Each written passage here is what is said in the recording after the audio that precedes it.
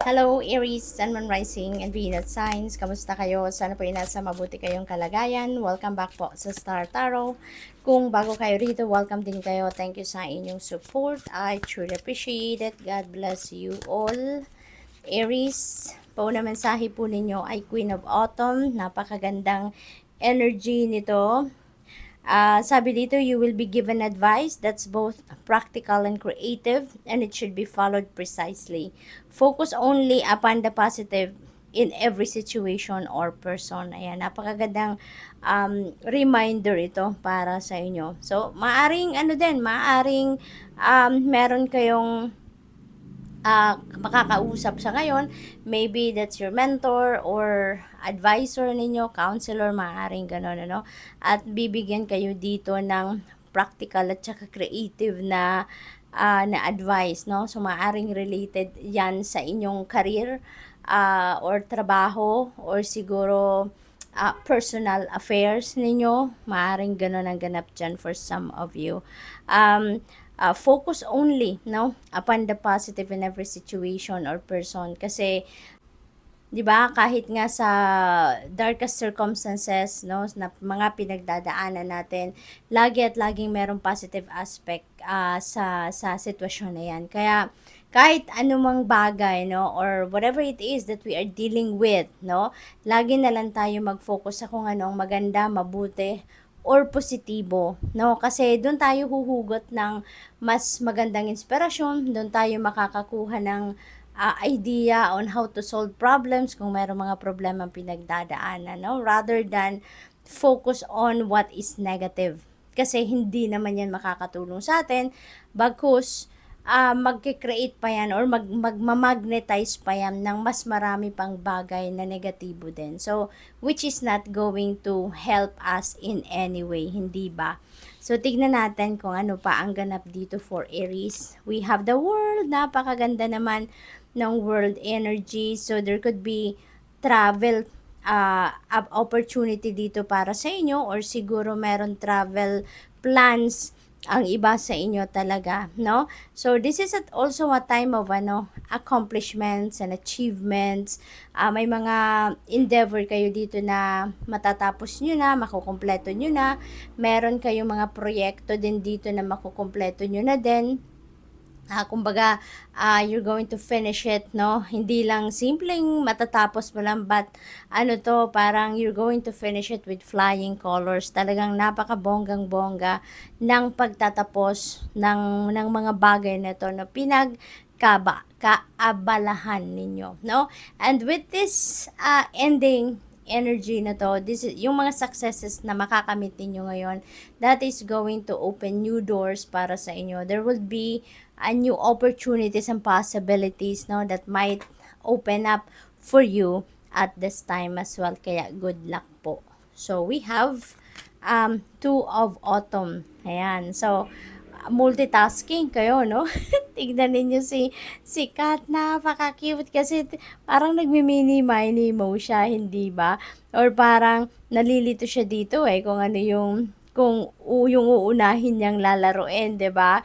Yung teal or yung orange, yung parang gano'n. So maaring kayo, you are attending to too many things all at the same time, kaya nalilito kayo kung alin yung uunahin ninyo or kung ano yung ipa-prioritize ninyo dito, no? So, maybe, nai-stress din ang iba sa inyo because siguro there are so many tasks at hand sa inyo. Maaring marami kayong kailangang atendihan or you need to look after na mga bagay-bagay, no? At maaring sabay-sabayan. Kaya maari din ang iba sa inyo dito siguro may mga conflict na, no, sa schedule. Siguro nag-overlap na yung mga schedule ninyo sa trabaho. Siguro hindi lang iisa yung trabaho ninyo, kaya hati yung concentration ninyo din dito, parang wala na sa forma, hindi ba? So ayun, you may need to balance out your life, no, or yung mga ginagawa ninyo, yung mga pinagkakaabalahan ninyo. You really need to bring the balance back and equilibrium back in your life para nang sa gayon, kahit marami kayong ginagawa, at least may schedule ninyo yan ng maayos, no? Mapag-iisipan ninyong mabuti at mamamanage ninyo ng maayos yung inyong oras. Yung bang hindi na lang puro doon sa ginagawa ninyong trabaho or obligasyon, responsibilidad, but also it is extremely important as well to put time and energy din doon sa pagsi-self-care, lalong-lalo na yun ang pinaka-importante, 'di ba? 'Di ba may kasabihan na all work and no play makes Jack a dull boy? Kasi kailangan talaga na merong fun time, kailangan na merong time for self-care, pag-unwind, at saka yung natural, yung trabaho, obligasyon, responsibilidad sa pamilya, yung gano'n, no? Social life, yung baga, no? So, what else? We have 5 of Autumn. Ayan. So, focusing upon the negative or worrying about money or your career can block your progress. Kasi, ano to yung negative energy, hindi ba? That stands between you and successes, between you and blessings, between you and all the good things, no? Na maaaring sana'y ibibigay or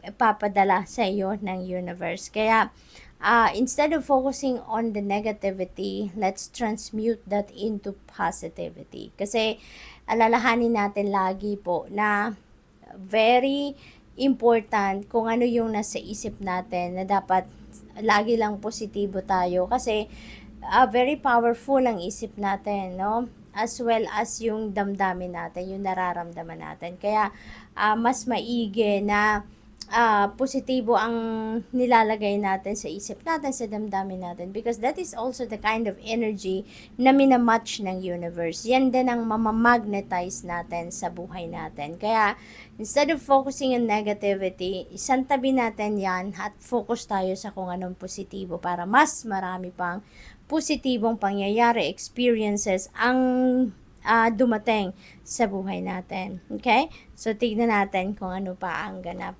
We have 7 of Spring. Ayan, believe in yourself, no? Believe in yourself, Aries. Maaari din, na ito talaga yung ginawa ninyo. Ito yung pre-practice ng karamihan sa inyo dito, Aries. Kaya meron na kayong tagumpay. Kaya meron na kayong successes, completion of a job or kung ano pa man na pinagkaabalahan ninyo, nagkaroon na kayo dito ng tagumpay. It's because of naniwala kayo sa sarili ninyo, naniwala kayo sa inyong kakayanan, no? At hindi ninyo hinayaan na susunod-sunod na lang kayo sa kung kanino man, no? You really followed your willpower, no? Dito, kaya kayo nagtagumpay. So, what else? We have 10 of Summer. Ang cute. Tignan mo naman. Very happy. Very cute. So, this is also a time for falling in love. This is also a time to express, no, your love and yung appreciation mo sa iyong pamilya, sa person ninyo, sa mga anak ninyo, sa mga relatives ninyo, sa mga kaibigan ninyo, 'di ba? Masaya lang ang lahat, no? Positibo lang ang vibe ni 10 of Summer. Kaya i-embrace natin ang energy na ito, no? Posible na ang iba sa inyo dito siguro masaya sa ngayon din ang puso ninyo kasi kung wala pa kayong pamilya, hindi pa kayo nag-aasawa, maaring ngayon ang panahon na kayo ay mag-aasawa na kayo ay magpaplanong magpakasal na or talagang nakaschedule ng ikasal. So, maaaring ganun ang ganap ng iba sa inyo dito. So, good luck. Thank you for watching. Love and light. Namaste.